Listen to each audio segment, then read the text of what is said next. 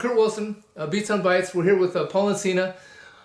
Over 35 years, got that right, as an entertainment attorney, manager, been involved in the music business in all aspects of it. Very excited to have his insight in some of the things that are going on right now, which some of the things we're talking about are the fact that catalogs, huge artists like Bob Dylan are selling their catalogs for millions and millions of dollars. And I know it's not a new thing, but it is something that is newsworthy. And Paul is going to give us some information about the history of those things and what's going on right now. So take it away, Paul. Thank you. Thank you for being here. My pleasure. Yeah, it's not a new thing, but the what I like to call the feeding frenzy that's been going on the past couple of months at least is certainly new. And the size of the deals certainly very new.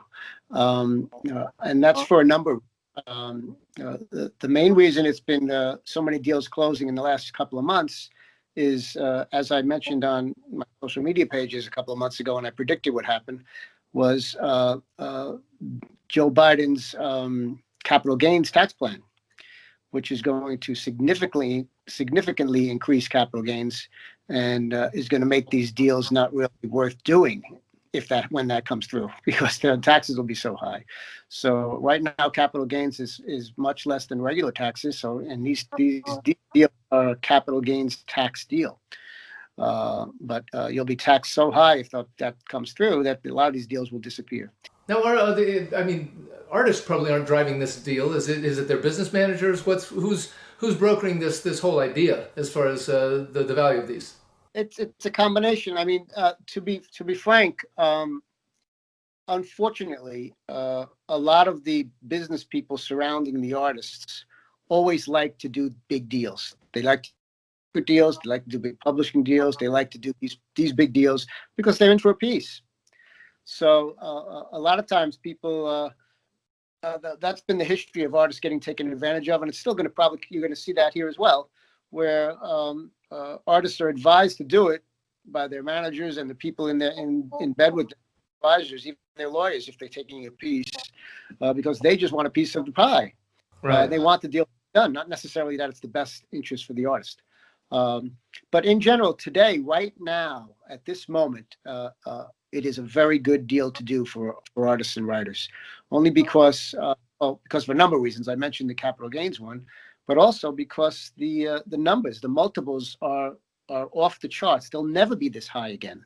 When I was doing the Bowie deals in the 90s, the deals were basically 7 times the amount of steady income coming in from publishing and 3 times the amount of steady income coming in from masters. And today, the deals are 17 to 20 times. Wow. For both masters and publishing. Masters are almost the same as publishing. So the numbers are just it's almost too good not to do the deal. And of course, you got all these countervailing factors as well. I mean, a lot of these guys were still touring, and touring has disappeared, and no one knows when touring will come back. So Sure. Their income has dried up from touring. Obviously, their income has died up from record royalties because there isn't really anything today with Spotify and stuff. So they have no real income coming in. They have this incredible offer that's insane. You know, you're much more than the Beatles and all these other big acts.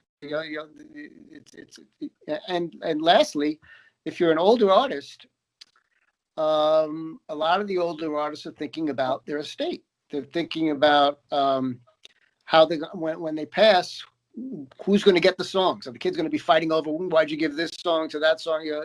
And this makes it really neat. You got cash and you divvy it up whenever you want to divvy up. You live well for the rest of your life.